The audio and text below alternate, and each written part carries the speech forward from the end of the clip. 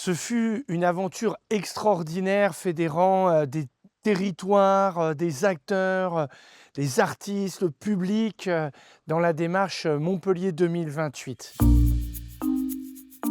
Nous sommes arrivés en finale et c'est en soi quelque chose d'extraordinaire, mais en 2028, ce sera Bourges, la capitale européenne de la culture. Alors nous, soit on s'arrête et on dit tout ça c'était vain, mais vous avez été nombreux à dire faut continuer. Et on est nombreux à partager cela. Et aujourd'hui, nous avons acté l'écriture d'un nouveau chapitre en faveur de la culture, des artistes, de la relation avec le public, de la coopération entre les territoires pour la culture.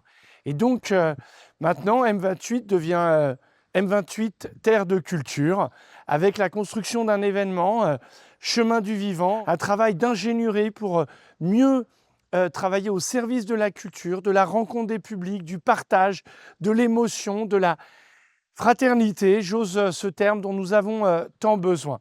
Et donc nous avons acté par notre conseil d'administration cette volonté. Nous l'avons d'ailleurs ouvert au ministère de la Culture qui nous a rejoints, ce qui est un signal très fort, le CHU, sur cette identité qui nous est propre entre soins et santé, dont nous sentons que nous avons tant de choses à dire et à faire en faveur de l'inclusion.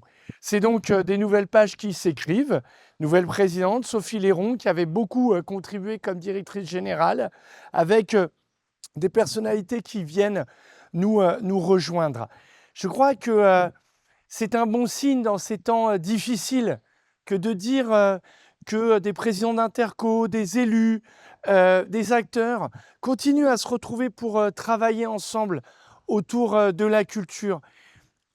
Qu'allons-nous faire exactement? On ne sait pas forcément le dire précisément.